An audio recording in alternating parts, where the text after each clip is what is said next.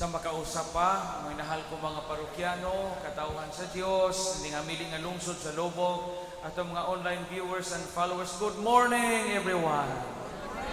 Happy Sunday o sa gihapon, daygon ng Diyos nga mo'y naghatag nato o kahigayunan nga makaabot kita karong mga panahon. Ang akong wali ron, di kay nitaas kay naghapa magmisag pistag San Roque, duha ni kabahin. Primero, tugote ko paghatag o social and cultural background sa Ebanghelyo. Ikaduha na ang pamalandong kayo. Di ta kasabot sa Ebanghelyo sa background, way hinungdan ang ato nga pamalandong kay wa man ta katuhog sa unsay ipasabot nining maong Ebanghelyo diha sa atong kinabuhi. First part, primero na minaw mo ni ay baji nga dili Hudiyo o sa kakanaanhon. Buat ipasabot, gawas siya sa pundok sa mga Hudiyo. Hingduol siya sa Ginoong Hesukristo, gapakiluoy, nga unta ajuhon sa Ginoo ang iyang anak nga baji. Kay matod niya, giyawaan o nagantos pag-ayo. Huwag mo makabantay primero, wa kadyo siya i-welcome. Wa siya i-welcome. Primero, ang sa may kinaiya sa mga apostoles, ingon ang mga apostoles dinhe tanawon nato, papahawaan ang bajiha. Kay sigir sunod nato, naga sigig singgit. Pahawaan ang Ginoo. Huwag imong tanawon, gi-aliwaros, sabot mo aliwaros, no? Kana bang kanijong tapad, basig aliwarosan mo anak, balhin mo lingkod. Kanang aliwaros na samok ba? Gialiwarosan ang mga apostoles. Diba yung pahawaan ang Ginoo be? Aliwarosa man ang tawa, bajiha. O niya, di man siya sa mutuo, kasi di man siya ingon nga maluoy ka Ginoo, kaluin tao ng anak, maluoy ka. Ingon na po, asa Ginoong Hesukristo, ingon na po siya kalagay. Huwag ato rin, inganin ni pag-istorya o gato bang ilainon pag-istorya. Ingon ang Ginoong Hesukristo ba nga? Ingon ang basi, Ginoo maluoy ka sa anak, tambawi ka ang anak, aron maadyo ka giyawaan. Ingon ang Ginoong Hesukristo nga, primero nga, Day, wala ba kay labot? Kay ang ahong pangalagad, paghatag o pagsangyaw sa mga balita, para ranamo ni sa mga Hudiyo. Wa kay labot. Ingon si Ginoong Hesukristo din, gipadala lang ko sa mga nawalang karnero sa Israel. Sa Israel rin, wakay labot. Hingsamot mahinoon siya. Ingon din, miduhol o miluhod, atubangan si Jesus ang babae o miingon, hingluhod na inon. Ginoo tabangi ang taong ko. Una mag-iinsultuhan na pagbalik. Diba? Ingon ang Ginoong Hesukristo, Day, di man maadjong kuhaon ang pan sa mga anak mo niya, ilabay sa mga iro. Ang buti pasabot aning iro kay kini mambajiha sila ba mga dili Israelita, dili Hudiyo. Katugod in taon mabirahin ning bajiha og imong luoy ko puntang sa kaadto primero. Kay ingon ang mga apostoles na sibog diha, aliwaros ra ka. Pag-abot niya sa pag atubang na po siya sa Ginoo, yun ang Ginoo, Day, wa man kay labot namo. Di man ka kauban namo para ramang ko sa Israel. Dahil luhod man siya, giingnan na po sa Ginoo, Day. Di ra ba ang ayan ihatag ang pan ngadto sa mga iro? Aron masabtan ninyo nganong ingon na Ginoo ihatag sa mga iro, ang mga Hudiyo manggod garbo nila kaadyo nga sila mo'y pinili nga katawhan sa Ginoo. Nago po sila sense of pride ba nga, kita ang Ginoo mo'y gapili nato, pinili ta, chosen people ta, kuyaw ta. Mo nga mga silingan nato nga mga dili Hudiyo, dili sakop sa atong nasod o dili sakop sa atong dugo nga Israelita, mga iro nag mga baboy. Sabtan ninyo?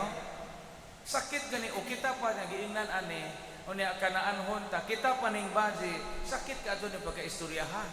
Dili magagingan lang kag iro. Kay sa hunahuna sa mga Hudiyo, katong dili mga Hudiyo nga di apil sa pinili nga katawhan sa Ginoo, giisip nga mga iro o mga baboy. Nasabtan o maka-appreciate mo sa gospel karon, hingsamot man siya pakiluoy. Ingon agbansi Ginoo, bisang ganig mga iro kakaon ganig mumuho. Kakaon ganig mumuho ang iro. Dito na tandog ang kasing-kasing sa Ginoo. Ingon ang Ginoong Jesucristo, bahay, hinday pagkadako sa imong pagtuo. Kuyawa sa imong pagtuo, maazo ng imong anak. Mao to ang istorya. Sa may leksyon nga itong mapamalandungan sa Ebanghelyo karon. Primero, gisuwayan ni Jesus ang pagtuo sa babae. Kining Ginoo kay musuway jud nato. Timan ijo na bay. Sukdon do sa Ginoo unsa jud ta kalig-on sa tong pagtuo. Magbantay ta ni ana. Dili man kayo ang Ginoo gahian, dili man kayo ang Ginoo kanang di maluoy kay magiluyon man ang Dios kay mao man ay kinaya, pero daghang mga panahon that God has to test our faith. Tingali kada usa nato gisuwayan atong pagtuo, wa lang mo kabantay. Gisuta-sutaon do sa Dios unsa kita kalig-on. Mao ni kay nahitabo sa babae. Pero bisag na insultuhan ang babae, bisan og ang babae mayon tampungan nakadawat og mga po nga sakit og mga dili ang ayan, bisag giingnan sa mga apostoles nga hawa diha kay aliwaros, naay duha ka kinaidya sa baji karon nga kanaanhon nga sarag natong kapanaminan. Timan ini kay mao ni dad-o nato iniguli sa atong mamalandong ta sa Ebanghelyo karon. Primero, ang pagpangahas sa babae. Kasabot pa ba mong mangahas? Matiguang, sa may po di pasabot og mangahas. Ati Eder, sa may pasabot og mangahas. Nabitaw, mangahas ko. Sa may pasabot og mangahas. Ang mangahas gani, kanang musungasong so ka ba? Sabot mo na? Musungasong so ka bisag lisod kaaso. Muna yung mangahas. Example o mangahas. Pananglitan, ulitaw ko. Unya pobre ko kaaso. Wa ko'y grado. Unya wa ko'y jewel may tampunga. Hingangay kog anak og mayor, example. Hingangay mo jud kog anak og mayor. Ja kinsa ba ko? Jamo jud ko'y nakot. Mangahas ko. Muadto ko sa ilang bahay mamisita aron buwahan nga maangko na ho ang gugma sa dalaga nga anak sa mayor bisag ubos ra ko kaayo. Mo ni mangahas. Di ba sa una sa ulitaw patak isa pagiwa mo agig ulitaw ani, di ba manguyab ta mangahas man ta. Magpatarong-tarong pag ganita sa una, di ba? Matay sa una bitaw ulitaw patak magpatarong-tarong man ta, pakyut-kyut ta. Mo nagdakog diferensya ini kaminjo na no kay banga naman ay tarong-tarong. Dako ka jud kalainan bitaw, di ba? Mangahas man jud ta kay gusto maguta nga maangko nato ang atong gipangandoy. Mo bitaw sa una sa mga bata pa tao, mamisita ta, naaba day motor, wa bagtas. Bagtas. Unya na sudlay di sa dako gunitanan aring likod ibutang ani atang pantalon bitaw di sudlay sa dako handol, usong to sa una na makatusok bitaw, butang dito ini bagtas. Bisag pila kilometro ang bahay sa daga, mangahas ka. Unya tanang saad himuon nimo sa baje. Sa daga nga imong giangayan, day og maminjo na ta, pahigdaon jud ka nahog higdaan ng piskay, day di jud ka nahog pagutman, day aho jud kang kuguson kanunay, day mo na kuhao naho tanang mga bituon buwan og ang adlaw og i-dribble sa imong atubangan. Kuyawan no. Diainon sa bazi og sige, hingangay magkakanaho, ari karong Biyernes og hapon kay mag-istorya ta. Muyong butong ulitaw, tanawon laman di ba muuwan. Tanawa, i-dribble magani ang adlaw sa tubangan, hadlok maniguan. Ang gihimo sa bazi, nangahas.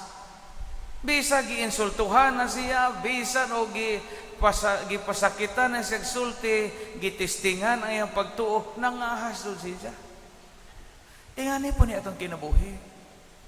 Atubangan sa Ginoo, kinahanglan tang mangahas. Kinahanglan tang musungasong gayod. Kinahanglan tang mudas-das ba? O mo kasabot o say mangahas ka na mudas-das. Ka na mudas-das kay mudong man ka. mao nay mangahas. Ang kinaiya sa baji mao ni kinaiya nga angay pud natong tanan kanang mangahas ta. Unya unsa may pinakadako nga buhat sa pagpangahas nato nga mudasdas ug musungasong tas Ginoo, way lain ang atong mga pag-ampo, ang atong mga pangamuyo, ang atong mga pangaliya, ang atong pagtuktok sa kasing-kasing sa Ginoo nga unta ihatag niya atong gipangayo. Ang pinakadako nga og hingpit nga pagpadayag sa pagpangahas nato atubangan sa Ginoo sa iyang kasing-kasing kining atong mga pag-ampo. Mao bitaw mausahay atong pangayoon sa Ginoo nangaliya kita ihatag ngaliya ta nga ihatag unta niya ay nangahas man ta. Example, kay bawo ka imong anak nga di kaayo maayog uto, unya di kaayo maayog performance sa klase, niya mo board man siya, mangahas ta sa Ginoo. Ginoo papasra in taon na hong anak maluoy ka, kay mao ni gisaligan naho nga unta ang akong kinabuhi mahiluna o makaginhawami sa among pagpuyo, pagpangahas man na. Ginuhi ka pa ang kasing-kasing sa hungbana nga muundang na unta sa panugal, muundang na unta sa hantak, muundang na unta sa pamaji, pangahas man na. Nga buwahan ang imong pag-ampo dunggon sa Ginoo og hikapon ang kasing-kasing sa imong hungbana nga badlongon. Importante og mahinungdanon sa kinabuhi ang pagpangahas. Sa seminaryo pa bitaw mi day tuig nga istrikto kay itong gada sa amo abang pagkaon. Unya kami bang kanunay kami mga taga Bohol usay mawahi among tuition, mawahi among bayan. Ang kanana mo sa masmista pa mi kay kadalami sa upat mga seminarista. Na di man ka pwede magbalhin-balhin og lingkod. Og say nga ajeryo pa niya ang ani kang lingkurana na ani jod. Gutom ning sa seminarista pa ta. Gutom jod kay kanang igo-igo ra magkaon. Panalitan itlog. Sudan itlog og upat mo kabuok sa lamisa, upat ra mo kabuok itlog. Upat ra kabuok og buhat pong haul-haul, upat ra po kabuok haul-haul mura kumingking. Mo na ang buhaton sa una magampo sa kog hilantan o niya kanang natipuso na hong kauban kay aron di mo kaon. Ay, salamat hilantan ang classmate kay aron ako'y makakaon sa isang itlog. Nga na ako sa una. Kay gutom labi na ako kay kusog bitaw kumutuon niya murag kanang gutom kanunay ba? Nya kini pobreta so pagtinir na po mga snacks jamo gani kay bayad og Xerox kana na pong snacks. Magsalig ra ko kaon sa seminaryo kana unsa ibutang seminaryo. Day tuig nga istrikto kaadto to among finance minister ba? Unya anang lingkurana na mo ibutang nila sa bungbong ang mga ibutang nila dito mga wala kabayad rong buwan na makonsensya paunta mo. Ibutang nangan sa atubangan po na ng luto, anang gumbungbong ng luto, ipatay mo ra po kag masudipan ba? Jadi mo mahimog di ka mangahas o di ka mukaon, di ba di ka maimpatso, di ba di ka mukulaps. Pero magilty ko ka nga, wak kabayad, sige kaon. Pero unsaong mao magyod mangahas man jud ta. Ingani ang kinaiya nato atubangan sa Dios. Mo nga adlaw jud undang og pangahas. Das-das gyud sa Ginoo. Das-das sa Ginoo, sungasong gyud, kulikot gyud. Adto atubangan sa Ginoo bisan pag nay mga tao parihas ani mga apostoles nga hawa diha. Nay mga taong may adyaw nagsimba mari, balhin naglaing tinuuhan, adyaw nagadto simbahan kay way hinungdan ang simba-simba, na ot-ot gihapon ka, way hinungdan na imong 2,000 Hilmeres kay hinghubag gihapon na imong bagtak. Nay mga tao nga parihas ani kinaiya sa mga apostoles nga sibog diha. Og nay mo yun nga sibog mari atras ang simbahan, ayaw gyud katuo. Pangahas gyud. Amen. Ikaduha o katapusan nga kinaiya sa babae nga sarang natong kapanaminan. Ingon ang babae, Ginoo, bisan ang mga iro, makakaon maganig momho. Luya po di siyang pagpaubos, no? Kasabot man tag momho. Ang momho kanang salin-salin. Salin-salin ba o magkaon ka, labi sa una, kay kinamot maguto sa una. Magkaon mi sa una kanang kutsara ko kay karon naman ang murag na dato-dato na ta. Kami do sa una sa baryo bay kamot jamo mo may kutsara tinidor. Diyan mo, mangaon, bisa kamot na, ang anak, bitaw porma, inikaw. Ini nga anak ng luto, bitaw tibuok naong na mo maigo sa luto. Mo itong daghang tagak, daghang mumho. Mumho, mo rin kipangayo sa baji. Bisag mumho na laman, tagahay ko. Kay iro man kami, maro hingana magbaji ba? Kay iro man kami, sige, iro man kami. Ang iro kay makakaon magmumho, bisag mumho na laman. Nakabantay mo, nangadyo ang baji bisag mumho, ang gihatag sa Ginoo kay labaw pa sa usa ka sako. Ingon ko Ginoo, kuyawan nimo pagtuo inday. Sige, maadyo na imong anak. So nangadyo si bisag mumho, pero ang gihatag sa Ginoo labaw pa kaysa mumho.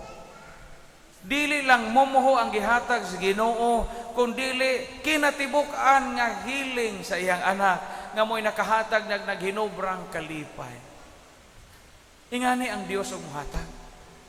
Ug mohatag ang Dios di na mohatag og mumho nato. Timan idyo na.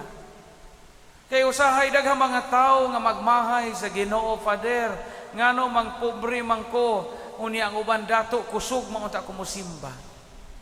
Ngano mang pobre kabos man ko, Father, naputos man ko utang nga unta Dios nun man ko sila lagi nga di tigsimba, why rosaryo, why bayad o PSS, why cluster, maazo lagi lawas. Ayaw gi paghunahuna nga gihatagan tas Ginoo mumho. Kay ang Ginoo di na mohatag og morsel.